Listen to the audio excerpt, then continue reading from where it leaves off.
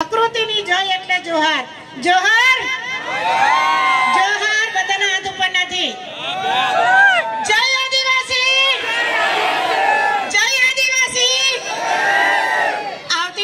આવતા વર્ષે પાછા ભેગા થઈશું અને આપણી જે મુખ્ય રેલીઓ રહેશે આપણી થીમ પર, આપણા કલ્ચર પર રહે, સાથે ડીજે નાચવા માટે થાક તો લાગવો જોઈએ ને સાંજ સુધીમાં.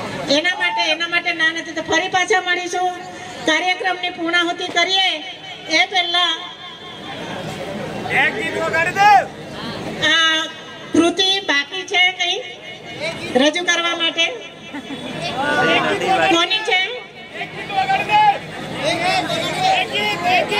સમૂહ નાચણા આપણે કરીશું પણ જોડી બાંધીને નાચીશું. સાંભળો, સમૂહ નાચણા માટેના સમય આપવાના છે પણ બધા જોડી બાંધીને, કારણ કે સમૂહમાં નાચવું એ આપણી પરંપરા છે.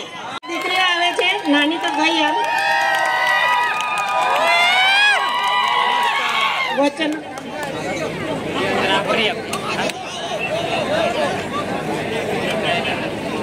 ચાલુ કરો.